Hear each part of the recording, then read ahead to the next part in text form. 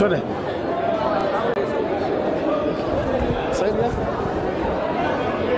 Check 1 2. Check 1 2. This is better. Yes. Check 1 2. You're good? Very well, we're coming to you live from the Milimani Law Courts, where the case for Miguna, or rather an application, was being heard, and one of the persons who's just left here is His Excellency Raila Amolo Odinga, and a large number of Kenyans standing out here. I'm joined by lawyer Cliff Ombeta. Maybe you can just take us through a quick interpretation. What has the presiding judge said, and is the IG in contempt of court? Actually, what the court has said, and that is the Justice Kimaru, is that one order was served on the 2nd day of February, whereby an order to release the person still held as a suspect, you can't call him accused person because he's not in charge, was to be released on a cash bill of 50,000 shillings. This was an order that was given by Justice Muita and not Justice Wakiaga, and the order was quite clear. The suspect was never released. This has necessitated that we come to court on this particular day, which is today and Monday, on an issue that the person will then be produced, and the interpretation of the law or the orders that were given. The court then in the morning also gave another order. After realizing that this person or the applicant has not been produced, the court order was strict that they should be produced by 2 p.m. today. It is now 3:30, the accused person or the suspect has not been produced. Then this means what? 2 orders consecutively have been defied by the Inspector General, and apart from the Inspector General, the Director of CID. Now that the court had ordered that they produce that person here personally, or that they appear, they did not appear, they did not produce him, and no representative of the office has come. As you can see, the DPP office has refused and denied that they actually do not represent the police, and they do not represent their officers at all. It is the AG.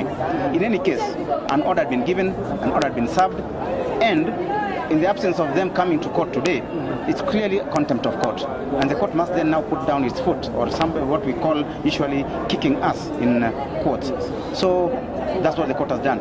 The Inspector General must appear here, and the word is personally. The Director of CID must appear here personally. The only rider, the only thing that can save them from such a situation is that if they release the suspect today, that means today, not any other day. So in the absence of that, if they cannot release him by today, then they must appear by tomorrow. Ordinarily, what happens, or what should happen if you are completely in contempt of court? What happens? If the court feels that you are in contempt of its orders, or you are having contempt about the court, then the court can be able to make its own decision. This is a discretion that is granted to that court. The court then can decide to do either to jail you, to fine you, or give any other orders that they may wish. But of course then, at that particular time, you must have appeared, because as long as you have not appeared, then the contempt proceedings can only proceed when you're present. If you're not present, they can give orders. But then you must also come forward to the court and try to give mitigating circumstances why maybe you did not obey the order, or whether you received the order, or whether you know about it. In the absence of that, then contempt proceedings must proceed, and the court has a discretion of whether to jail you, fine you, or take any other necessary action that it might wish to do so. Lastly, Wakili, Senior Counsel Haminwa alluded to the fact that Miguna may not be alive when he cited the case of lawyer Willie Kimani. I mean, do you have word, you being one of the persons presenting him, is Miguna alive? You see, one thing that people should always realize is, as long as there is no information, people will always speculate. It's an oasis for imagination.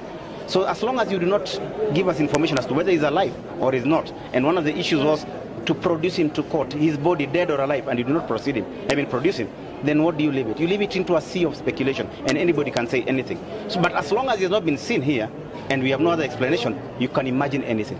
So probably he's alive, probably he is not. But you see, Dr. said also one more thing. When he went to see him yesterday, he was in very bad shape. Nobody from the DPP has come forward to say that maybe he's unwell or he's well or anything. Everybody has kept quiet. And remember, in the morning, the DPP said that when they spoke to the PCIO, Mr. Kamwende said that he has no instructions. So, aren't we allowed to speculate? It is possible that maybe he's not alive, but it's also possible that he's alive. But the only way that can be actually cleared is producing.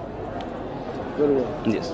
Thank you very much, Wakili, for sharing with us. That is lawyer Cliff Ombeta, one of the lawyers appearing for their client, Dr. Miguna. In a packed courtroom, Justice Kimaru did rule that tomorrow the Inspector General of Police and the Director of Criminal Investigations appear in person with Dr. Miguna or release him, because he made it very clear that this is the second time a court order is issued and is blatantly ignored. Lawyer Haminwa did urge the judge to rule that the IG and the DCI were actually in contempt of court. One of the notable persons here was His Excellency Raila Amolo Odinga, Senior Counsel James Agre Orengo, a host of members of parliament and legal minds here representing Dr. Miguna. It remains to be seen whether tomorrow Miguna will be produced in court, whether he will surface alive or dead, or whether the IG will appear in court in person and the Director of Criminal Investigation as ordered by Justice Kimaru. At this time, any speculation is possible. Reporting for NASA TV from the Milimani Law Courts, I am Maurice Ochieng.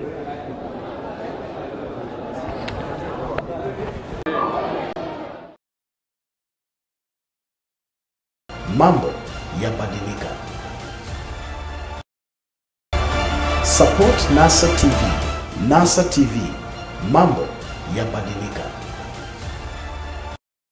Thank all our viewers for their commitment. NASA TV is a people-driven channel, meaning our content direction and style comes directly from our viewers. We would like to appeal for your help to NASA TV to boost and improve our standards. You can contribute directly to NASA TV by donating to Airtel Paybill number 555155. Support NASA TV.